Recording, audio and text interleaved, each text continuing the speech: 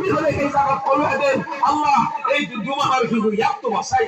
ইয়াক্ত বাসাই দিয়া 17 জন কো শহীদ হয়ে গেল আলে রাসূল কাটিয়েছে আলে রাসূল কাটি গেল আলে রাসূলের খিমা জয় লাগাই দিয়া হল বসে এই জন তো বাসাই দিব লাগিছে না না এই জনা মহান আল্লাহর বান্দায় এই জনা হযরত আলীর লড়াই আল্লাহ রাসূলের মেহবুব হযরত হুসাইন রাদিয়াল্লাহু তাআলা আনহু এই তেজ মাটির পরা বোতলি আসমানের ফলে উপর করে গেলে কইছেন এ আল্লাহ আপনি এই হালাতত মোর উপরত রাজি আছেন কি কইছেন আল্লাহ মোর উপরত এই হালাতত রাজি আছেন আল্লাহ যদি আপনি রাজি আছে তেনে হলে মোর কাম মরি গইছে মোর কাম মরি গইছে যদি আপনি রাজি নাই মোর যিখিনি আছে মই সব কিছু দিয়ার কারণে তৈয়ার এই হল দিনের নামত ত্যাগ এই হল দিনের নামত কুরবানি তেনেকে দিন জিন্দা হইছে হযরত জাফর রাদিয়াল্লাহু তাআলা আনহু দিনা হলে মুতার যুদ্ধ যায় কিদিনা হলে দেখতে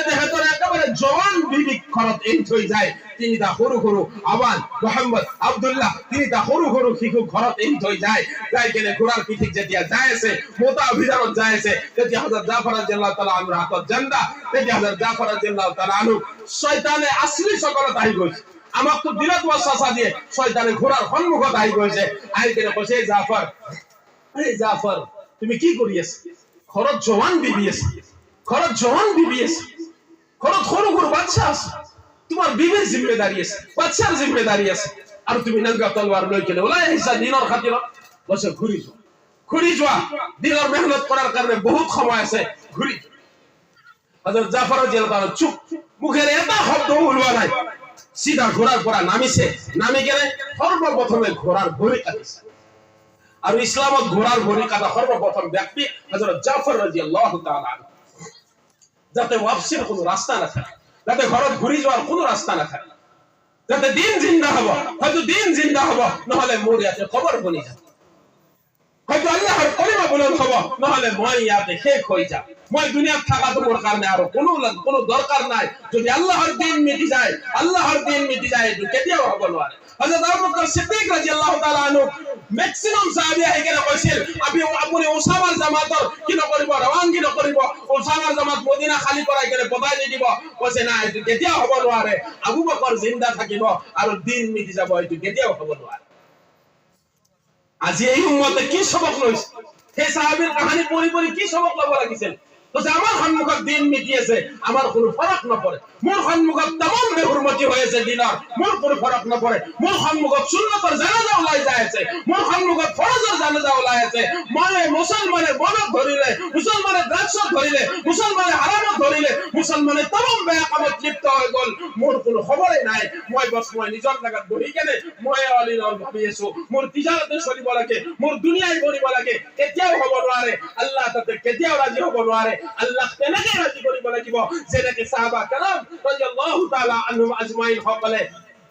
নিজৰ সৰু বাচ্চায়েৰি নিজৰ সৰু বিবি এৰি কেনে কৈছে এই কাম লৈ কেনে দুনিয়াৰ প্ৰান্তে ঘূৰি গল যি সাহাবা 1,24,000 কমবে সাহাবা 10,000ত বাহিৰত 10,000ত কৈ বেছি আৰু মদিনাত কাৰো খবৰ নাপায় সবে বাহিৰত ওলাই গৈছিল কিহৰ কাৰণে মাছৰ বেপাৰৰ কাৰণে সবজির ব্যাপারের কারণে দুনিয়া কাপড়ের ব্যাপারের কারণে যে খোদার কসম নহয় এই কারণে ওলাই গৈছিল যাতে দিন জিন্দা হয়ে যায় আলাই কালিমাতুল্লাহ হয়ে যায় তেতিয়া এজন মানুহ পাক্কা সচ্চা মুমিন হয়ে যায় আর তেতিয়া হে কামিয়াবি আহিব আল্লাহ কি কইছে ওয়ালা তাহিনু ওয়ালা তাহসানু ওয়ানতুমুল আ'লাউনা ইন কুনতুম মুমিনিন খুনা তুমি কেতিয়াও গমগীন হব নালাগে তুমি কেতিয়াও চিন্তিত হব নালাগে তোমাৰ ওচৰত কেতিয়াও দুখ কষ্ট আহিব নোৱাৰে তুমি এজন প্ৰকৃত মুমিন তো হোৱা তুমি এজন প্রকৃত ঈমানওয়ালা তো হওয়া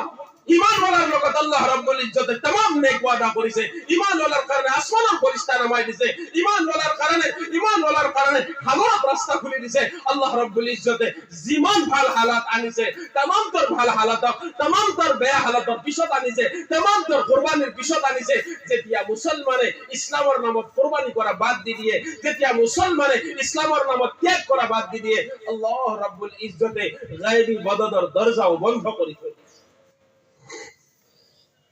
محترم دوست بزرگ و عزیزو از فلسطین غزا پتی কিমান মানুহ মৰিছে তাৰ কাৰণে গোটেই উম্মতে ইজতিমা কৰি দোয়া কৰিছে আৰু দোয়া কবুল কিয় হোৱা নাই আসল কামক বাদ দি থৈ দিছে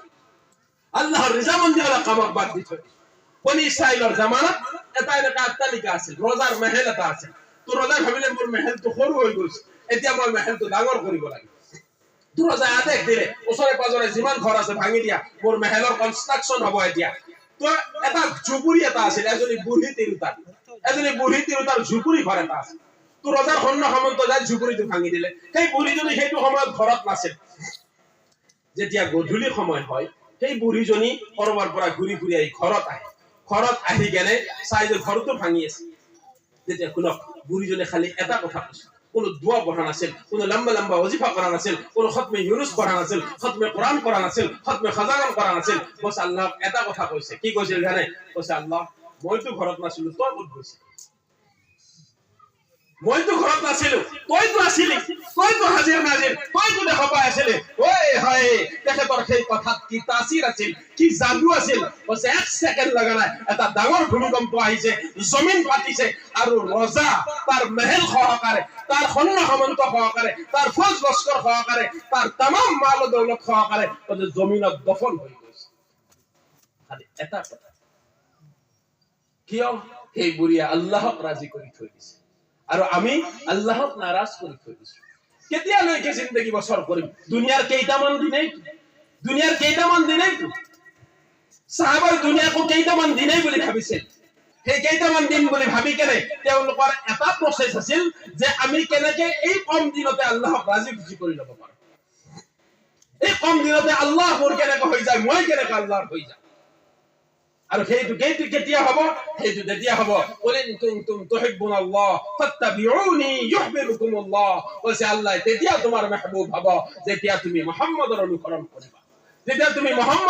মুহাম্মদক মানি চলিবা যেতিয়া মুহাম্মদৰ লগত মহব্বত কৰিবা আৰু মহব্বতটো আমাৰ মাজত নাই যদি এটা বস্তু মহব্বত কৰিব লাগে তেনেহলে সেইটো বস্তু আমাৰ মাজত থাকিব লাগিব আমি মুহাম্মদৰ লগত কেনেকৈ মহব্বত কৰো সাল্লাল্লাহু আলাইহি ওয়াসাল্লাম যেতিয়া কোৱা হৈছে মুহাম্মদ সাল্লাল্লাহু আলাইহি ওয়াসাল্লাম আমাৰ মাজত নাই কিন্তু তেওঁ যি সুন্নত লৈ আহিছে তেওঁ যি শৰীয়ত লৈ আহিছে তেওঁ যি দাওয়াত লৈ আহিছে তেওঁ যি তাবলীগ লৈ আহিছে তেওঁ যি মেহনত লৈ আহিছে তেওঁ যি নামাজ লৈ আহিছে তেওঁ যি রোজা লৈ আহিছে যি হজ লৈ আহিছে সেই সমস্ত বস্তু আমাৰ মাজত আছে সেই সমস্ত বস্তু আমি জিন্দা কৰি দিও সেই সমস্ত বস্তুৰ লগত মহব্বত কৰি দিও কৈছে মুহাম্মদৰ লগত মহব্বতৰ হক আদায় হৈ যায়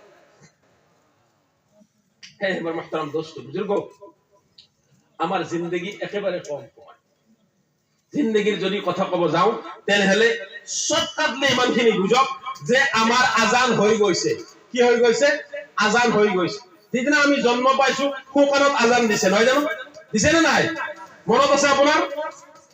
মনত আছে এই এনে মিছা কথা কৈছে আপুনি তেতিয়া গমে পোৱা নাছিল বাচ্চা আছিল কেন মনত থাকিব কওকচোন আৰু বেলেগত দেখা পাইছে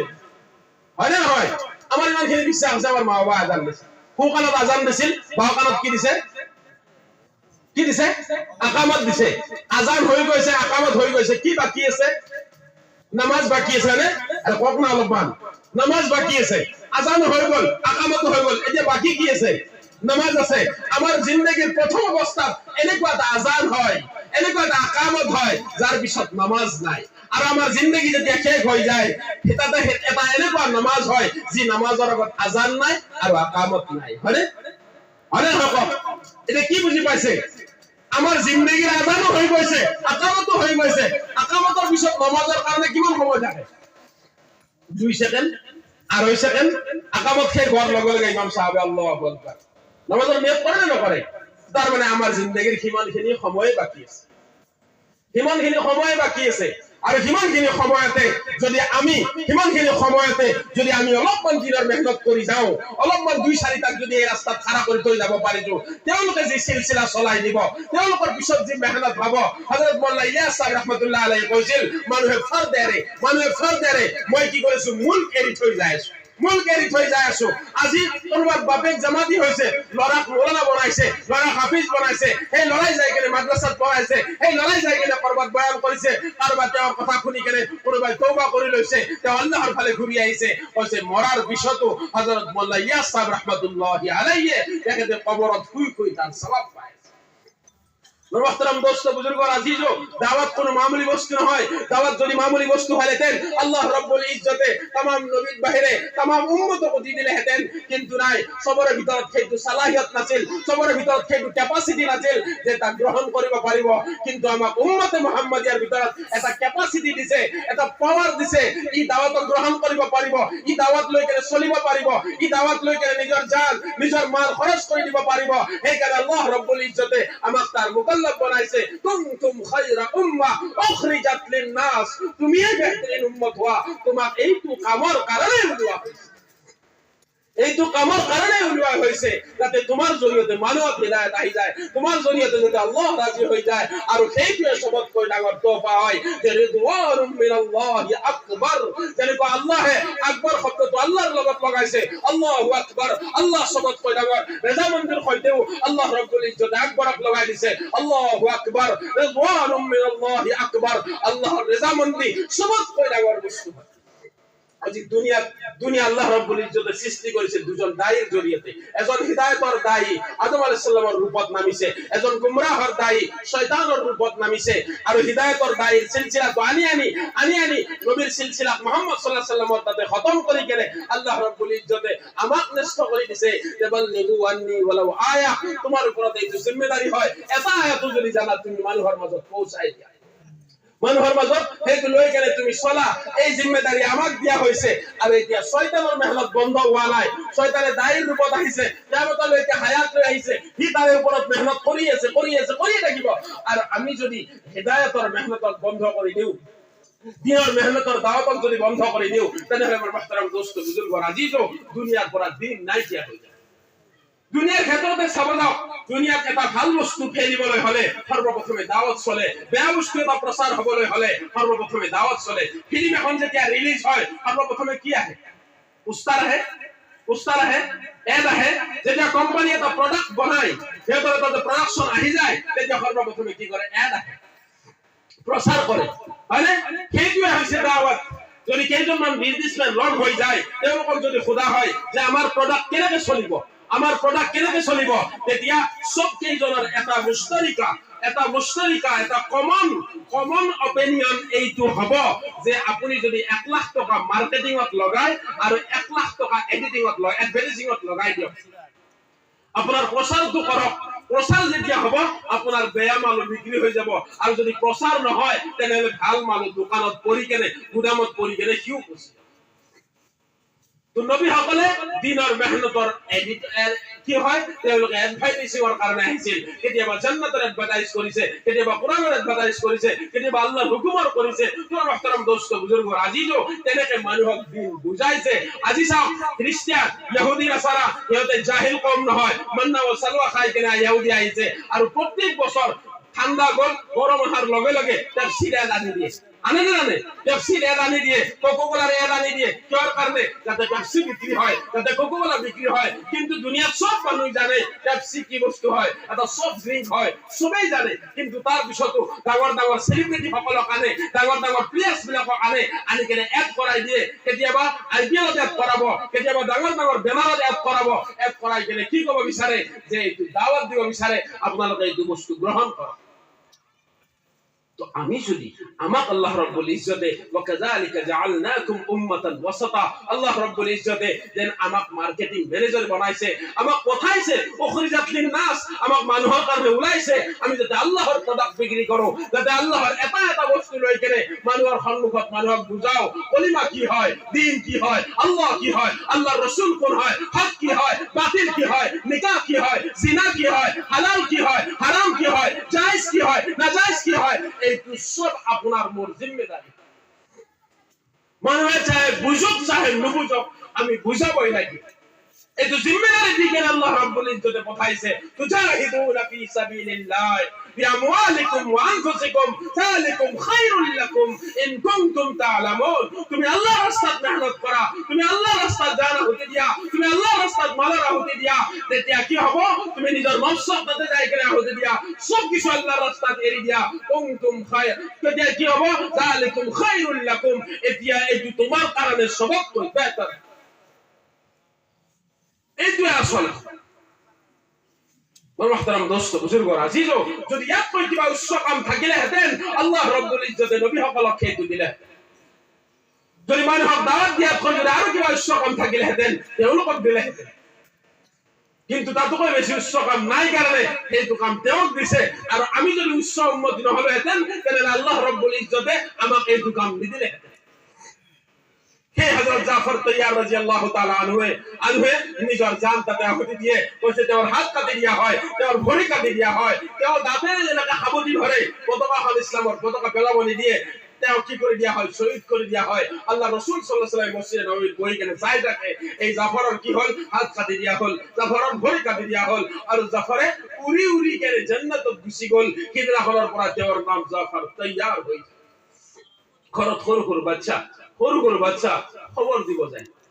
দিব যায় আল্লাহ ৰাসূল সাল্লাল্লাহু আলাইহি সাল্লামে। যেতিয়া আল্লাহ ৰাসূল সাল্লাল্লাহু আলাইহি সাল্লামে ঘৰত সোমাই বিবিয়ে খানা বনাই আছে, লৰাকেইটা গা ধুৱাই কেনে আনিছে, এতিয়া আল্লাহ রাসূল যে আহিছে তেওঁ গম পাই গৈছে যে কিবা এটা তো হৈছে, কিবা এটা তো মোৰ স্বামীৰ লগত হৈছে। কিন্তু এটা সাহাৰা লাগি আছে, কি জানি কি হোৱা নাই, ইন্তেকাল হোৱা নাই, কি জানি জখমি হৈছে, কি জানি তৰপি আছে, কি জানি জানত অলপমান জান আছে। কিন্তু আল্লাহ ৰাব্বুল ইজ্জতে তেওঁক সবৰৰ তালকিন দিয়ে আৰু তেওঁ জাগাতে বেহুশ হৈ কেনে পৰি যায়। এনেকে কাৰোবাৰ ঘৰ উজৰাৰ পিছত কোনোবা এটা ঘৰত যাই কেনে দিন প্ৰৱেশ কৰে। কাৰোবাৰ বহুত ডাঙৰ ত্যাগ আৰু কোৰবানিৰ পিছত এনেকে কোনোবা এটা এজন মানুহ দিনদাৰ হয়।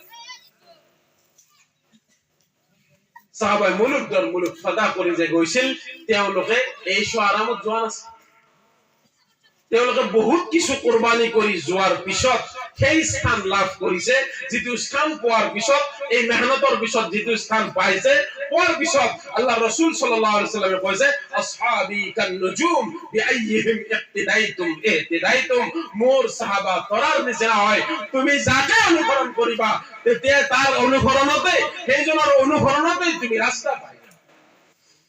তো আমি সঠিক পথত চলিবলৈ হলে আমি সাহাবাৰ দামনত মজবুতিৰ সৈতে ধৰিব লাগিব। আমি হকৰ ওপৰত চলিবলৈ হলে আমি সাহাবাই যি হক আমাক শিকাই থৈ গৈছে, আমাৰ উলামা সকলৰ জৰিয়তে কোৰআন হাদিছৰ মাধ্যমেৰে কৈছে, তাৰ ওপৰত আমি যেতিয়া চলিম, সেই মেহনত লৈ কেনে যেতিয়া চলনেৱালা হৈ যাম, তেতিয়া আমাৰ মুহতাৰাম দোস্ত বুজুৰ্গ আজিজ কামিয়াবি আমাৰ কদমত আহি কেনে পৰিব ইনশাআল্লাহ। আর সেই কামিয়াবি আমার অপেক্ষাত রয়েছে। কেতিয়া আমি আল্লাহর রাস্তাত নিজের নজরানা পেশ করো, কেতিয়া আমি আল্লাহর রাস্তাত নিজের সময় লগাও, নিজের মাল লগাও, নিজের জান লগাও। মই আকীদাতৰ সৈতে কোৱা নাই, মোৰ আকীদা ভাল, মই তবলিগী সেইকাৰণে কোৱা নাই। মই বসিৰতৰ সৈতে কৈ আছো, মই দেখা পাইছো সেইকাৰণে কৈ আছো যে এই ৰাস্তাত চলি যিসকলে মাদ্ৰাসাত যাব নোৱাৰিলে, যিসকলে মক্তবত যোৱাৰ সুবিধা নাপালে, সেই সকল ব্যক্তি এই ৰাস্তাত চলি যে আল্লাহৰ যিমান হুকুম আহকাম আছে সেইবিলাক শিকি তাৰে ওপৰত মানি আল্লাহক ৰাজি খুশি কৰণেৱালা বনি গৈছে। তো সেইকাৰণে ইনশাআল্লাহ আমি চলিম, ইনশাআল্লাহ সবে চলিম, ইনশাআল্লাহ আল্লাহৰ ৰাস্তাত সময় দিম, ইনশাআল্লাহ সবে সময় না বিশালৰ পৰা আৱাজে হাৰায় ভাই, সবে ফাৰিক হৈ যাব। আজি মই হয়তো কম যে মোৰ সময় নাই, মোৰ দোকান আছে, মোৰ খেতি বাতি আছে, মোৰ চাকৰি আছে, মোৰ স্কুল আছে। আপুনি এদিন ফাৰিক হৈ যাব, মই এদিন ফাৰিক হৈ যাম, পুৰা উম্মত ফাৰিক হৈ যাব। সবকে নি কেনে খবৰত কৈ থৈ আহিব, তেতিয়া কোনেও ক'ব নোৱাৰে যে মোৰ কি কাম আছিল আৰু মই কি কাম কৰি আহিলো। সবে সব কিছু পাহৰি যাব, সবে সব কিছু পাহৰি গেছে, সবে সব কিছু পাহৰি যাব, সবে সব কিছু পাহৰি যায় কেনে সবে খালি এটাই কথা আফসোস কৰিব, যদি মই কিবা এটা কৰি আহিলোহেঁতেন, যদি মই আল্লাহৰ সান্নিধ্য লাভ কৰি আহিলোহেঁতেন, যদি মই প্ৰকৃত হৈ আহিলোহেঁতেন, তেনেহলে মই আজি কামিয়াব হৈ আহিলোহেঁতেন। এইখানে আমার মুহতারাম দোস্ত বুজুর্গ আজিজ, আমার জিন্দেগিটো একেবারে খন্তেকিয়া জিন্দেগি হয়। মত আমার মাথার উপর খাড়া হয়েছে, আইনামা তাকুনু ইউদরিকুমুল মাউত। তুমি যতেই নাথাকা কিয় মৌতে আহি কেনে ধরিব, মৌতৰ পাঞ্জা পৰিব। আৰু মৌতে হৈছে আমৰুল্লাহ, একমাত্ৰ আল্লাহৰ হুকুম হয়, আল্লাহৰ হুকুম হয়। আজি মৌতৰ ওপৰত হাজাৰো জবাব আহি গৈছে, কিন্তু সেই তাৰ জবাব এটাও অ্যাকসেপ্টেবল নহয়, এটাও গ্রহণযোগ্য নহয়। বস এটাই কথা আল্লাহর হুকুম হয়, যিদিনাখনে আল্লাহর হুকুম আহে সেইদিনাখনে সবেই দুনিয়াৰ পৰা বিদায় লৈ যাব লাগিব। সেই বিদায় লৈ যোৱাৰ আগতে মই যদি মোৰ কৰণীয়াখিনি কৰি থৈ গৈছো, মই যদি আল্লাহৰ ৰসুলৰ হক আদায় কৰি থৈ গৈছো, মই যদি আল্লাহৰ হক আদায় কৰি থৈ গৈছো, মই যদি দিনৰ হক আদায় কৰি থৈ গৈছো, তেনেহলে মই আল্লাহৰ ওচৰত সান্নিধ্য লাভ কৰিব পাৰিম।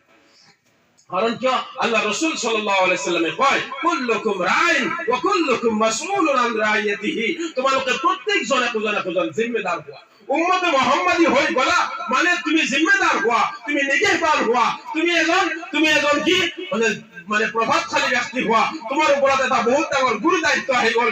তোমার উপরে এটা দায়িত্ব ন্যস্ত করে দিয়া হল, আর সেইটো হইছে কি দিনের দায়িত্ব। এজন মানুহে যদি নামাজ এৰিছে তাৰ কাৰণে মোৰ কি ফিকিৰ আহিছে, এজন মানুহে যদি ৰোজা এৰিছে তাৰ কাৰণে মই ফিকিৰ ল'ব লাগিব, এজন মানুহে যদি ইমানত মজবুত হোৱা নাই মই তাক যাই কিনে দাৱত দিব লাগিব। এনেকে কৰোতে আল্লাহে তাক হিদায়াত দিয়ক নিদিয়ক মোৰ ইমানত মজবুতি আহিব, মোৰ নামাজত মজবুতি আহিব, মোৰ দিনৰ ওপৰত চলাটো সহজ হৈ যাব। তাৰ কাৰণে এটা আসান ৰাস্তা কৰি থৈ গৈছে, এইটো হল কি দাওয়াত তাবলীগৰ মুবাৰক মেহনত হয়, যেটো মেহনত আজি এই সত্য যুগৰ পৰা চলি আছে আৰু কিয়ামতলৈকে চলি থাকিব। আৰু যদি এইটো দাওয়াত বন্ধ হৈ যায় যে তোমালোকে আমৰ বিল মাৰুফ আৰু নহি আনিল মুনকাৰ তোমালোকে বাদ দি দিবা, তোমালোকে ভাল কামৰ আদেশক বাদ দিবা, বেয়া কামৰ আদেশক তোমালোকে ভাল কামৰ আদেশ নকৰিবা, বেয়া কামৰ আদেশক বেয়া কামৰ পৰা মানুহক বিৰত নাৰাখিবা, তেনেহলে তোমালোকৰ ওপৰত এনেকুৱা এটা দিন আহিব তোমালোকে দোয়া কৰিবা, তোমালোকৰ দোয়া কবুল কৰা নহব। তোমালোকৰ ওপৰত ফিতনা এনেকে আহিব, ফাসাদ এনেকে আহিব, যেনেকুৱা তসবিৰ ৰছীডাল ছিঙি গলে এটাৰ পিছত আনটো দানা কৰি যেনেকে চাফা হৈ যায়, তেনেকুৱা তুমি এটা মুসিবতৰ পৰা উঠিবা, অন্য এটা মুসিবত আহিব, এটা ফাসাদৰ পৰা উঠিবা, এটা ফাসাদৰ পৰা মুৰগাই উঠিবা, আকৌ অন্য এটা ফাসাদ আহিব, তোমাক আল্লাহ ৰব্বুল ইজ্জতে দুনিয়াতে গ্ৰেফতাৰ কৰি থৈ দিব। এইকাৰণে কৈছিল যে তুঝে তেৰি জিন্দগি মে ঠকা दूंगा, তোমাক তোমাৰ জিন্দগিতে মই হাৰাই দিম। যদি তুমি আল্লাহৰ লগত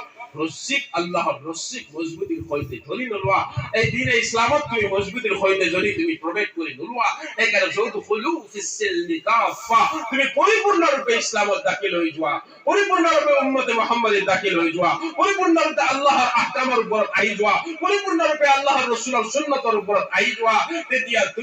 তুমি আল্লাহৰ ৰাসূল সাল্লাল্লাহু আলাইহি সাল্লামৰ শিফাআতৰ হকদাৰ বনিব পাৰিবা। তো আমার কারণে এইটো জিম্মেদারি হয় যে আমি সবে লই কেনে, আমি সবে এই কামক কাম বুলি ভাবি কেনে, যি নবীওয়ালা কাম হয় এই কামক কাম বুলি ভাবি কেনে আলহামদুলিল্লাহ আমি আজি চলি আছে, বহুত মানুহ আলহামদুলিল্লাহ চলি আছে, বহুত এই ৰাস্তাৰ জৰিয়তে হিদায়াত পাই আছে। আমিও সবেই যদি চলনেওয়ালা হৈ যাও, আল্লাহ রব্বুল ইজ্জতে আমি দেখা পাম যে আল্লাহ রব্বুল ইজ্জতে গায়বী নুসরত আমার উপর আম করে দিব, যেহেতু গায়বী মদত কিন্তু আম করে দিব। এই কারণে আল্লাহ রব্বুল ইজ্জতে কয় ইন তানসুরুল্লাহ ইয়ানসুরকুম, তুমি আল্লাহক সহায় করা আল্লাহ তোমার সহায় করিব। আল্লাহ কি সহায় করি,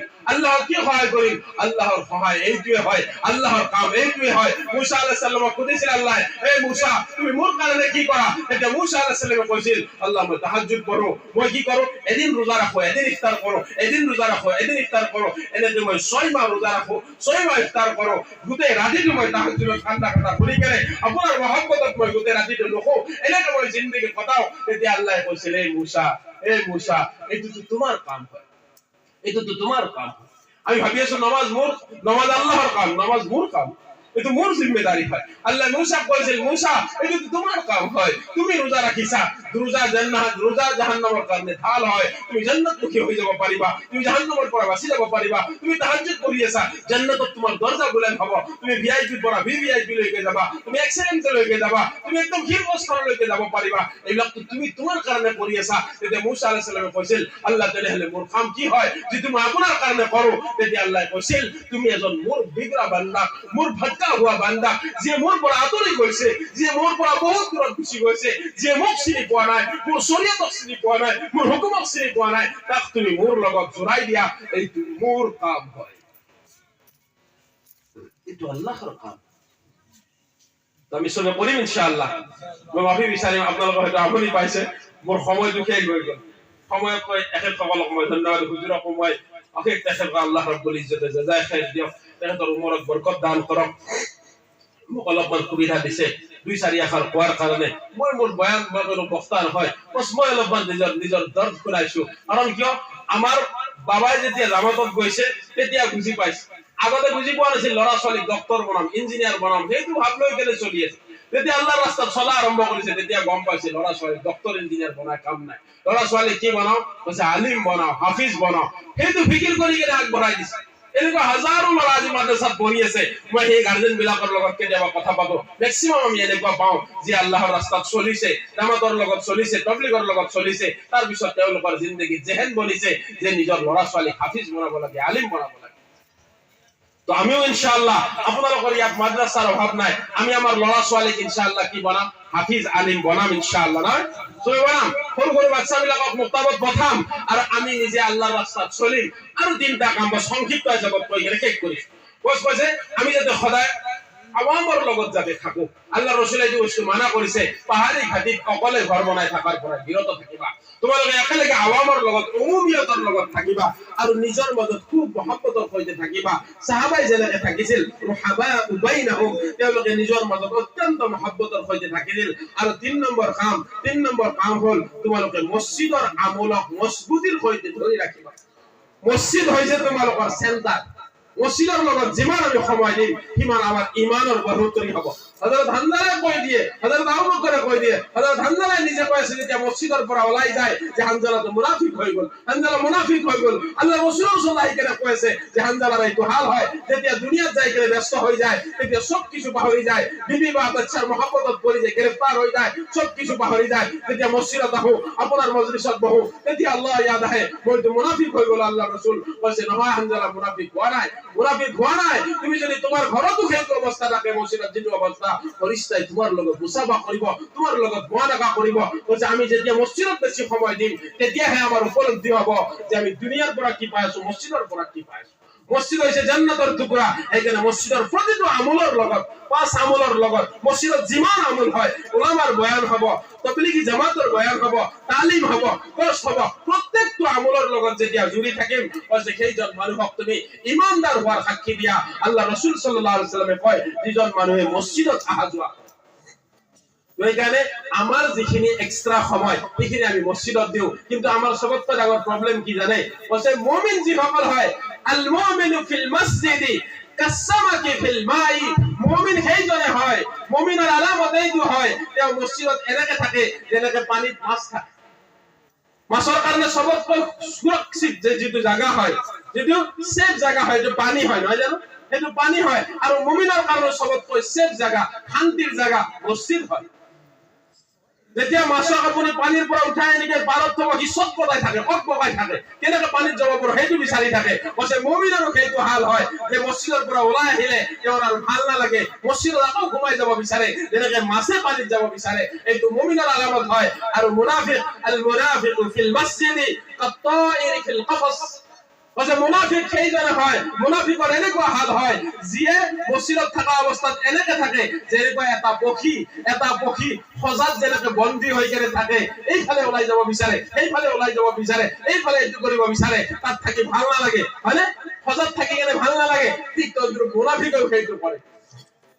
এতিয়া আমি নিজেই ইয়াতে মিলাই চাওঁ মই ক'ব নাযাওঁ যে আমি মুমিন নে আৰু সেইটো আল্লাহ বেহতৰ জানে মছজিদত যিটো আমাৰ হাল হয় কেনেকে ইমাম সাহেবৰ নামাজ জলদি শেষ হৈ যায় যদি 4 মিনিটৰ জায়গাত 6 মিনিট লাগি গল ইমাম সাহেবৰ লগত তৰ্ক যুদ্ধ ও ইমাম সাহেব আজি জোহৰৰ নামাজত কিয় 2 মিনিট বেছিকে লাগে খুতবা আপনি গৰমত ইমান দেখালকৈ কিয় পঢ়িল কৈছে এইটো মুমিনৰ আলামত নহয় এইটো হে অন্য প্ৰকাৰৰ মানুহৰ আলামত হয় এইকাৰণে মুহতাৰাম দোস্ত বুজুৰ্গ আমি মুমিন বনো পানীত থাকিলে যেনেকৈ মাছে শান্তি পায় আমাৰ ভিতৰতো যাতে এটা কলবি সুকুন আহে এটা যাতে শান্তি আহে মছজিদৰ আমলৰ লগত অত্যন্ত দৃঢ়ভাৱে মজবুতিৰ সৈতে যাতে আমি যেতিয়া জুৰিম ইনশাআল্লাহ আল্লাহ ৰাব্বুল ইজ্জতে ওলি ওয়ালা সিফাত আল্লাহৰ ওলি বনাব আল্লাহে আমাক দোস্ত বনাব তাৰ পিছত এই দুনিয়াৰ পৰা উঠাই লৈ যাব সুবহানাল্লাহ তো কৰিম না ইনশাআল্লাহ সবে যেতিয়া জামাতৰ তশকিল হ'ব আমি আল্লাহৰ ৰাস্তাত সবে ওলাম ইনশাআল্লাহ আল্লাহক ৰাজি খুশি কৰাৰ নিয়তত আমি সবে ওলাম ইনশাআল্লাহ ডাঙৰ কথা ইনশাআল্লাহ মাশাআল্লাহ আল্লাহ সবকে কবুল করো আল্লাহ বেহদ কবুল করো আপনালোকক আল্লাহ রাব্বুল ইজ্জতে জাযায়ে খায়ের দান করো মই মোৰ হৈ যোৱা ভুলৰ ক্ষমা বিচাৰি মই মোৰ বক্তব্য ইমানতে সামৰণি মাৰিছো। ওয়া আখিৰু দাওয়ানা আলহামদুলিল্লাহ। আমি হযৰত মাওলানা নজৰুল ইসলাম